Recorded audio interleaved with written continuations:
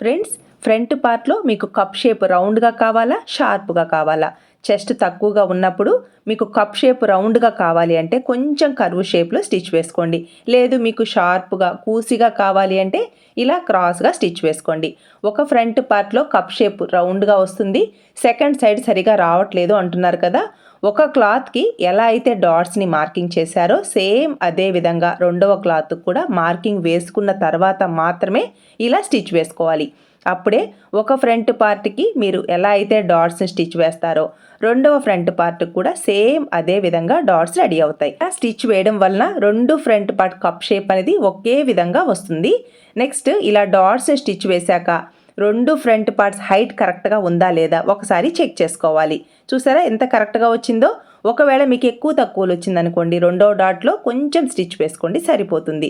Next shape belt కూడా రెండు shape belts height కరెక్ట్గా ఉందా లేదా చూసుకొని ఇక్కడ నేను కటింగ్లో 1/2 ఇంచ్ ఖర్చునిచ్చాను. అదే ఖర్చును తీసుకుంటూ ఇక్కడ షేప్ బెల్ట్ని యాడ్ చేసేటప్పుడు షేప్ బెల్ట్ కొంచెం ఒక 1/2 ఇంచ్ కంటే ఒక పాయింట్ ఎక్కువ ముందుకు వచ్చేలా ప్లేస్ చేసి ఇలా స్టిచ్ వేసినప్పుడు రెండు ఫ్రంట్ పార్ట్స్ కరెక్ట్గా వస్తాయి.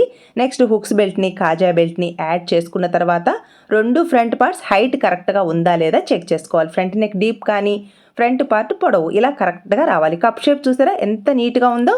ఫుల్ వీడియో ఛానల్ నేమ్ క్రింద ఉంది, చెక్ చేసుకోండి. Please subscribe.